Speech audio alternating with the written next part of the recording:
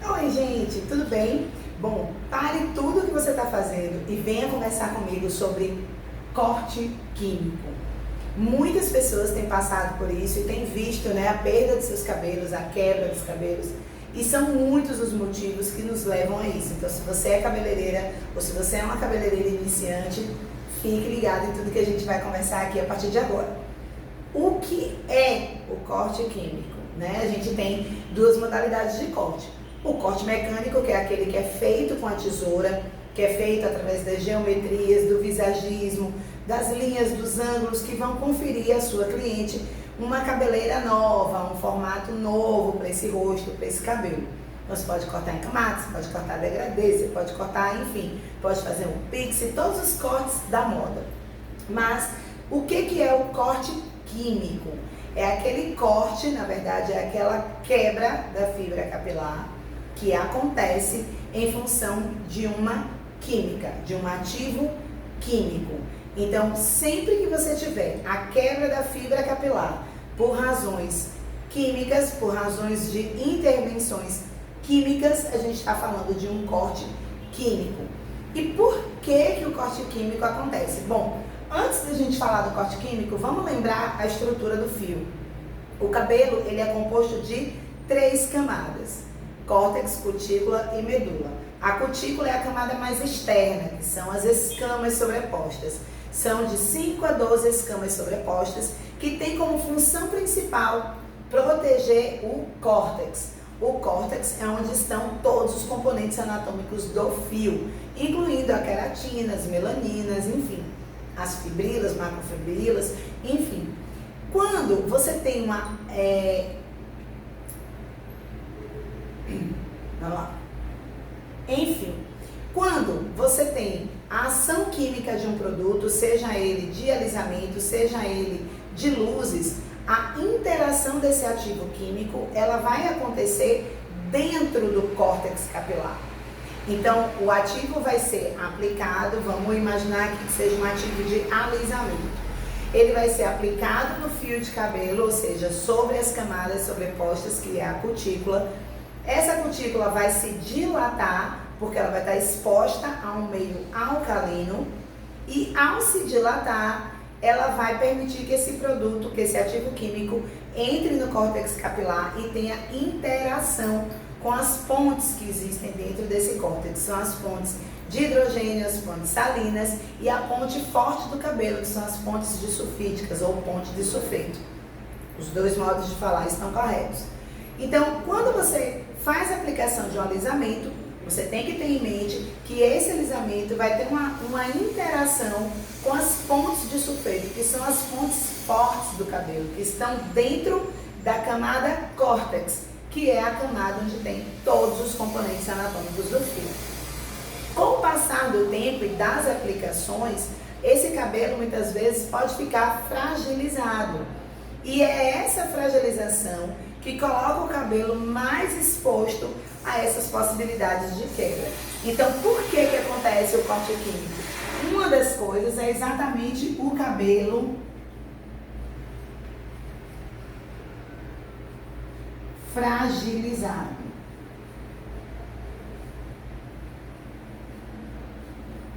E ele está fragilizado porque, muitas vezes, porque ele já está com uma saturação de química.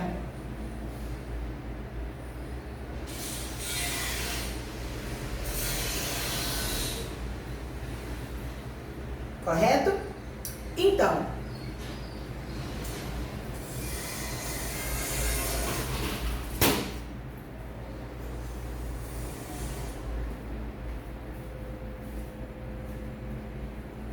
por que acontece a saturação de química?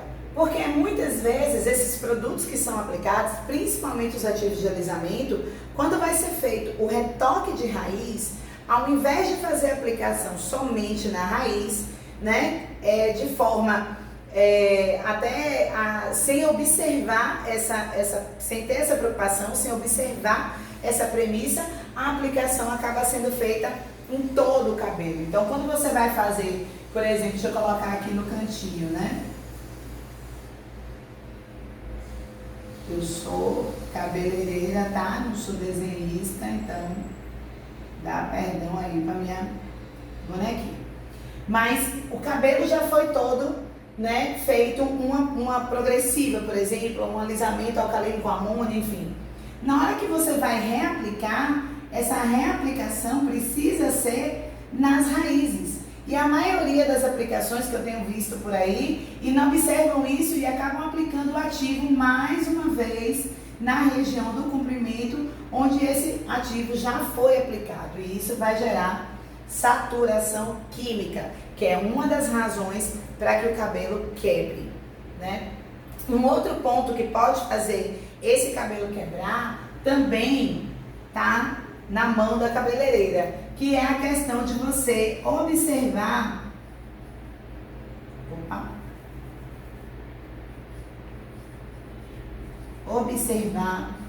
o tempo de pausa. Quando é que você vai conseguir observar o tempo de pausa? Quando você vai fazer a análise capilar. E aí aqui temos o ponto fundante de você não incorrer nos riscos de quebra do cabelo por questões de saturação química. Quando você faz a análise capilar, você vai avaliar todo o histórico desse cabelo, quantas vezes esse produto já foi aplicado, se o cabelo está muito poroso, se o cabelo está elástico, se o cabelo está emborrachado. Você vai, dentro do processo de análise capilar, vai fazer o teste de mechas. E é aqui no teste de mechas que você vai saber qual é a condição do cabelo real quando ele estiver exposto àquele ativo de alisamento. E aqui, gente, eu tô falando, eu coloquei o ativo de alisamento como exemplo, mas isso aqui também serve para os ativos, né, de descoloração ou coloração. Você tem as mesmas questões envolvidas, porque as colorações e os ativos de descolorações também vão promover uma dilatação na cutícula e uma interação com o córtex capilar. Então, se esse cabelo está fragilizado, já tem saturação química, se você não observa o tempo de pausa correto, excede o tempo de pausa, e se você ignora as etapas da análise capilar, você está com um risco muito alto de promover um corte químico nesse cabelo. Muito alto, né? Porque é aqui, na hora dessa análise, principalmente quando a gente fala de análise capilar, é que a gente vai ver quais são as condições desse cabelo, se ele tem condição de receber de novo um ativo ou não. E aqui também, no período, na parte de análise capilar do teste de mecha, é que você vai saber qual é o tempo de pausa correto para promover aquele alisamento ou clareamento. Porque quando você coloca o produto e você não observa o tempo de pausa correto, você tenta colocar mais tempo do que o necessário, o que é que vai acontecer? Deixa eu dar um exemplo bem claro aqui pra gente falar sobre tempo de pausa e saturação. Quando você tem um produto para agir, vamos supor, 10 minutos, em 10 minutos ele vai promover aquele alisamento ou a descoloração do cabelo. Exemplo, né, gente? Então, em 10 minutos ele promove o alisamento ou a saturação.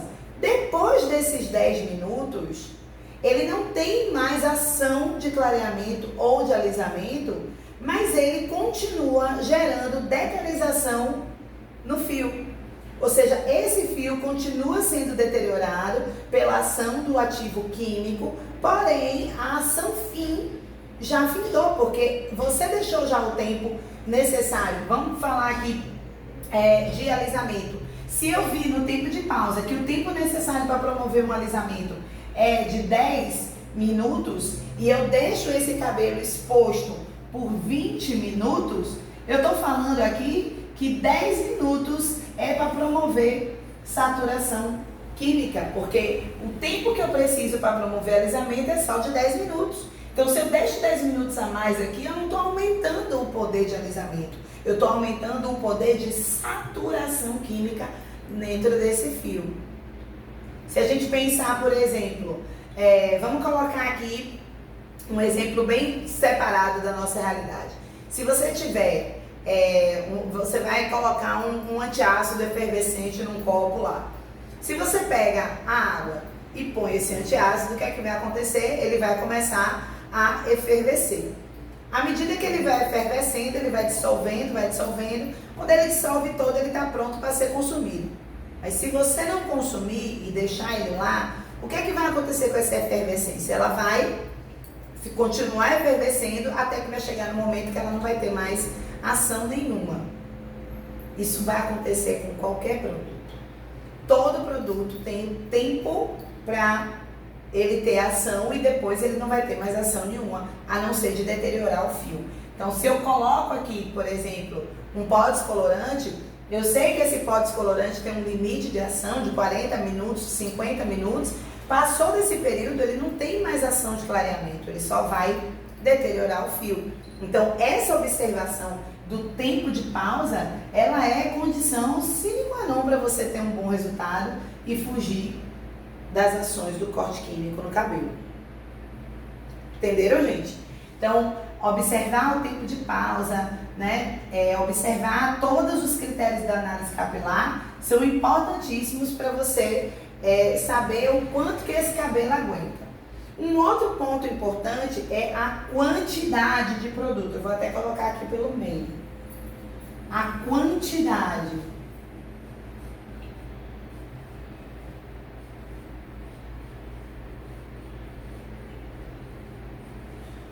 De produto. Pronto, dá para entender aqui, né? Quantidade de produto. O que é isso aqui? Se você pegar um copo, de novo, vamos falar desse copo com água, e você coloca açúcar, você vai misturar e uma determinada quantidade vai dissolver, vai se tornar uma mistura homogênea. Se você colocar uma quantidade maior do que a capacidade daquela mistura de se tornar homogênea, o que é que vai acontecer? Uma saturação. Você vai ter aquele restinho de açúcar ali no fundo do copo. O que significa dizer esse açúcar ali no fundo do copo? Significa dizer que aquilo ali é um excesso, que não precisava, está saturado. Quando você vem para o cabelo, você pode fazer a mesma analogia. Se você coloca mais produto do que aquilo que é necessário para promover o alisamento ou para promover o clareamento do cabelo, e você coloca produto em excesso, o que é que vai acontecer com esse produto? Ele vai sobrar no cabelo ou no couro cabeludo, porque ele não tem ação para fazer, tá? Em quantidade exagerada. Serve para que isso? Para gerar saturação química nos fios e no couro, e serve para você gastar mais produto. Só.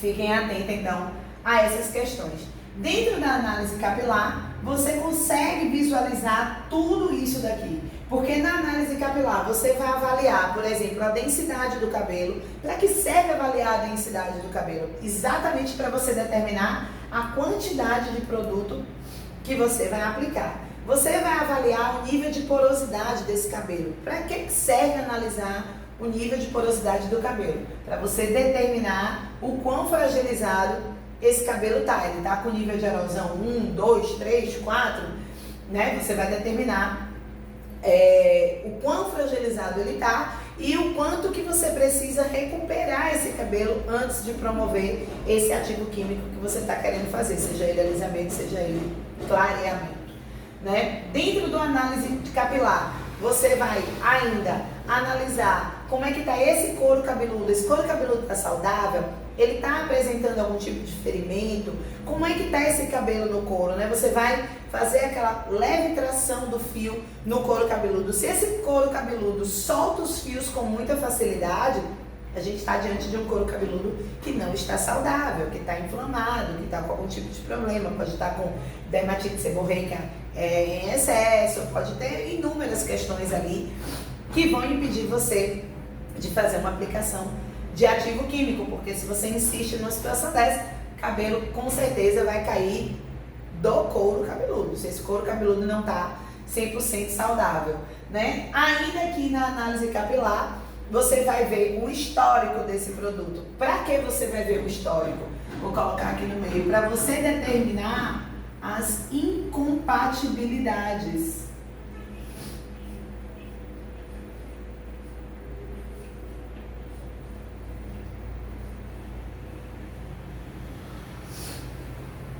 E o que são as incompatibilidades? São as incompatibilidades químicas. Aquele cabelo já pode ter a presença de um outro ativo químico que é incompatível com o ativo químico que você está prestes a aplicar. Então, quando você faz a análise capilar e você investiga o histórico dessa sua cliente, você vai descobrir quais são os ativos que já foram utilizados para determinar as incompatibilidades. Quando a cliente não sabe, que é uma coisa comum, né? Muitas vezes a cliente não sabe qual foi o ativo que foi aplicado no cabelo dela. Como é que você vai saber qual é o ativo que foi utilizado para saber se o ativo que você está querendo colocar é compatível ou não? Você vai identificar pelas características marcantes de cada ativo. Vamos ver isso? Vamos lá. Vamos lá? O que você vai fazer? Você normalmente vai ter que perguntar à sua cliente características dos produtos que ela utilizou. Para lembrar, o que a gente tem, né? Quando você está trabalhando, por exemplo, com os hidróxidos, quais são as características mais marcantes dos hidróxidos, né? O hidróxido, ele não tem cheiro forte.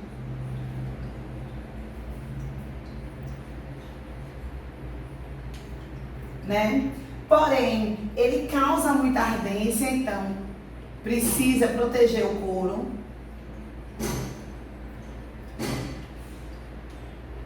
E ele tem o shampoo de fenolftaleína, né, que as pessoas na maioria das vezes conhecem como shampoo de espuma rosa.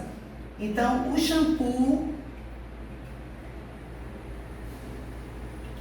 rosa. Muitas vezes, como é que a gente pergunta isso daqui para a cliente? Ah, a senhora lembra se o produto que foi aplicado na cabeça da senhora precisou passar um produtinho no couro cabeludo para proteger? Ardia o couro cabeludo? Aí, às vezes, a pessoa lembra, realmente passou um produtinho no meu couro. Então, você já sabe que a gente está falando de hidróxido, porque o hidróxido, como ele causa uma ardência muito grande, ele é o único que precisa ter o couro cabeludo protegido na aplicação.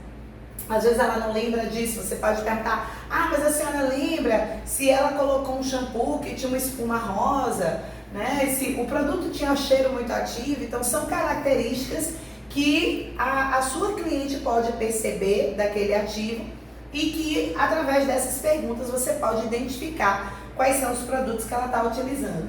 Quando a gente fala dos derivados de amônia, né? Os tioglicolatos, os derivados de amônia, eu sempre gosto de falar os derivados de amônia porque a gente tem os tioglicolatos, tiolactato, tiometraquilato, mas a gente também tem as etalonaminas, as monoetalonaminas, a cisteamina, que são derivados de amônia e que são utilizados também na indústria cosmética, tanto para alisamento, ou alguns inclusive presentes em pó descolorante. Então a gente tem que ficar bem atento com relação a isso aqui. No caso dos derivados de amônia, quais são as características mais marcantes, né? Ele tem, né? A amônia tem um cheiro muito marcante, né? Então, eu vou colocar até aqui, marcante.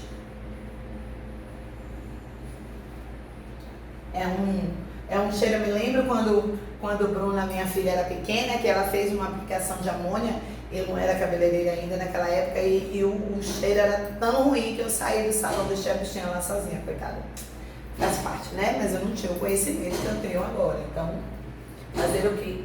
Derivados de amônia tem cheiro muito marcante, mas é muito marcante mesmo. Abriu a tampa, já sabe. Então, às vezes a gente pergunta para a nossa cliente, a senhora não sabe qual é o produto que foi aplicado, mas a senhora lembra se tinha um cheiro muito forte? E aí, às vezes ela fala, sim, não, era muito fedorento e tal. Então, você já sabe que pode estar aqui se referindo aos derivados de amônia. Além disso, no caso dos derivados de amônia, como ele não causa ardência no couro cabeludo, não precisa proteger. Então, não protege o couro. Então, às vezes você vai perguntar para a sua cliente, a senhora lembra se colocou um produto para proteger o couro? Ela vai dizer, não precisou colocar nada, aplicou o produto direto. Então já é uma incidência de que possa estar falando de derivados de amônia e não dos hidróxidos, porque já o hidróxido, como ele causa ardência, é necessário fazer a proteção do couro cabeludo. Então você tem aqui mais uma característica. Outra característica do derivado de amônia é o uso do neutralizante, né? Então, às vezes, a cabeleireira fala, né? Vou aplicar o neutralizante.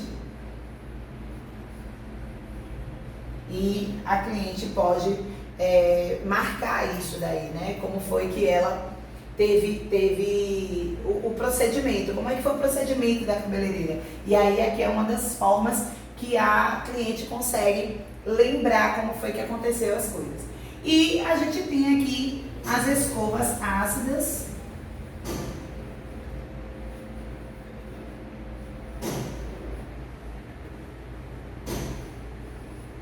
Né? Também pode ou não ter cheiro, né, marcante hoje, como a gente praticamente não tem mais progressivas de formol,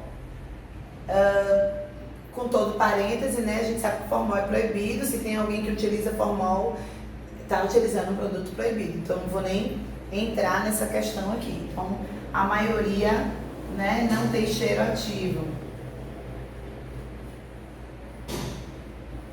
Porque, gente, quando a gente fala aqui de ter cheiro ou não ter cheiro, a gente está comparando principalmente, prioritariamente, com os derivados de amônia, que tem um cheiro muito marcante, muito ativo, né? Então, você fala assim, ah, não tem cheiro, principalmente comparado a isso aqui.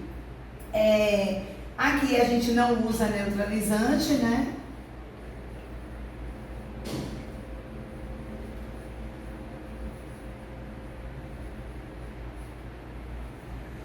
Não usa neutralizante, a aplicação é direta, escovou, né? Muitas vezes escovou com o produto. São características que a cliente pode perceber. E o que é que nós, cabeleireiras, precisamos entender quando a gente está falando desses 3 itens aqui, por exemplo? O hidróxido, ele é um produto de pH alcalino. A amônia também. Alcalino significa sempre dizer, né, que está acima de 7. E as escovas ácidas têm o pH ácido. Comumente muito ácido, né? Ali abaixo de 3, abaixo de 2, eu já vi. Tem progressivos aí com pH de 1,5, enfim. Então, só pelas diferenças de pH aqui, a gente já sabe que tem algum tipo de compatibilidade. E aí, a gente precisa lembrar como é a forma de ação de cada ativo desse aqui. O hidróxido, ele entra no córtex capilar e ele vai transformar as pontes disulfídicas em pontes de lantionina. Ou seja, ao final de uma aplicação com hidróxido, o que você vai ter no cabelo da sua cliente são pontes de lantionina. Por isso que os hidróxidos são conhecidos como família dos transformadores, porque ele transforma a ponte de sulfeto em ponte de lantionina. Os derivados de amônia, eles não transformam, eles são agentes redutores. Então, como é que eles agem? Eles bagunçam a estrutura das fontes disulfídicas e depois eles juntam essas fontes com uma nova forma. Então, aqui você não tem uma transformação e sim uma redução de forma. Ao final, você continua com pontes disulfídicas, mas com uma nova forma. E a interação das progressivas também é nas pontes disulfídicas, gerando também uma compactação dessas moléculas. Então, só de verificar isso daqui, ó, você já pode ter uma desconfiança que esses 2 produtos e esse aqui são incompatíveis. Porque quando o derivado de amônia, por exemplo, for aplicado num cabelo que foi transformado com hidróxido, esse ativo vai procurar as pontes disulfídicas, mas nesse cabelo que foi processado com hidróxido, o que ele vai encontrar são pontes de lantionina. E ele vai tentar interagir nessas fontes? Vai gerar uma quebra. Quando você aplica, por exemplo, a escova ácida em cabelos que foram processados com derivados de amônia ou com hidróxido, você tem uma possibilidade de não ter nenhum tipo de problema. O teste de mecha pode resolver isso. Então, em tese, a escova ácida nos hidróxidos derivados de amônia não tem problema nenhum. Porém, o movimento contrário, a gente já tem um problema, porque a escova ácida interage na ponte disulfídica, gera uma compactação nesse fio. Quando eu for promover com os itens alcalinos uma dilatação dessas cutículas, eu posso gerar uma quebra nesse momento. Então, quando eu vou para minha cliente para tentar identificar qual ativo que ela utilizou antes, né, no momento da análise capilar, eu tento identificar qual foi o produto que essa minha cliente utilizou, eu estou tentando identificar essas incompatibilidades. Se ela utilizou produtos com características ácidas, de pH alcalino, porém sendo redutor ou transformador, eu estou garantindo que o próximo produto que eu aplique tem algum tipo de compatibilidade aqui, ou havendo incompatibilidade com o produto que eu quero aplicar, eu simplesmente não aplico. Porque se eu insistir, eu vou incorrer no corte químico. Entenderam?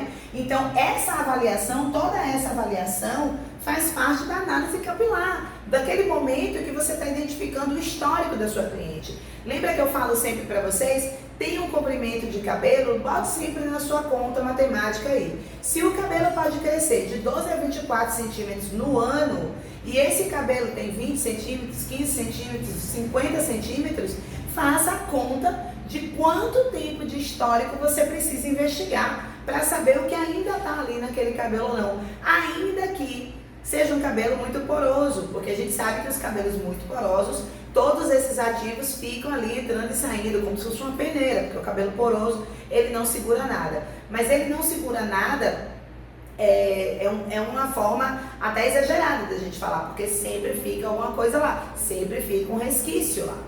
E você precisa identificar isso, se tem, se não tem. E a partir desse histórico é que você vai para o teste de mecha ou não, ciente e consciente de que você já enxergou as incompatibilidades, que você já verificou o nível de erosão desse cabelo, que você já identificou, né, qual é o tempo de pausa ideal, se esse cabelo precisa de uma quantidade de produto maior ou menor, porque você já avaliou também a densidade do cabelo, ou seja, a análise capilar e o teste de mechas são a garantia de que você não vai cair no corte químico. Ah, Pro, tudo bem, mas imagine que eu errei esse processo, que eu ignorei tudo isso, que eu negligenciei tudo isso e agora eu estou aqui no meu lavatório com um cabelo em corte químico. O que é que eu vou fazer? E aí é sempre bom a gente lembrar que um produto que nunca, jamais pode faltar dentro de um salão de beleza ou no seu atendimento em domicílio ou o que quer que seja, é a queratina, seja ela hidrolisada, seja ela em gel, seja ela em formato de plex, seja ela em formato, né, do Stream Up. Eu até coloquei recentemente um post falando disso. Eu gosto muito desses 3 produtos, né, que são produtos que têm um valor bem legal. Deixa aí só organizar meu quadro aqui. Deixa eu ver onde é que eu vou colocar aqui para vocês. Deixa eu apagar um pouco. Bom, vamos lá. O que eu vou dizer aqui para vocês agora são produtos que eu gosto, que eu já tive boas experiências, inclusive utilizando em sala de aula, né? Que é o Reconstrutor,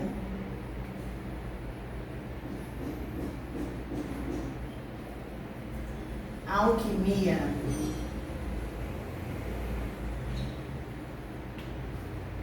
É um produto que eu gosto muito, ele é da Embeleze, é um produto que eu conheço bastante, né? Eu fiquei mais de 5 anos na Embeleze, então eu conheço bastante esse produto. É uma queratina hidrolisada, ele tem uma textura muito boa, consegue dar uma resposta muito legal. Além do Reconstrutor Alquimia, eu gosto muito do Extreme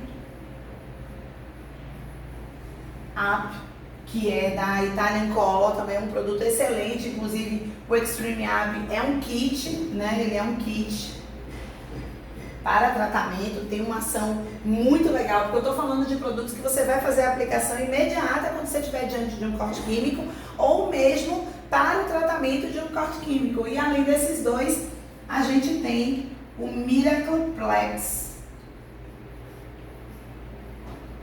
que também é da Embeleze. São 3 produtos que eu gosto muito quando a gente está falando tanto de uma intervenção, né, que é quase uma intervenção cirúrgica no ato de um corte químico, ou também para você fazer tratamento daquele cabelo que está em corte químico. É claro, dentro do tratamento de um corte químico você tem a possibilidade de ter que cortar o cabelo que foi mais danificado, mas se há possibilidade para tratamento, para recuperação e tudo, eu acho que a gente está aqui com 3 produtos que respondem muito bem. Porém, como eu sempre falo, eu não sou presa a nenhuma marca, não tenho compromisso com nenhuma marca. Sempre que eu cito para vocês uma marca é porque eu tenho experiência com ela, porque eu já utilizei e eu indico. Mas eu não tenho rabo preso com marca, como sempre se diz por aí. Então, eu só indico aquilo que eu já usei, que eu gosto. Você, se tiver a sua marca de preferência, continue utilizando ela. O importante é ser uma queratina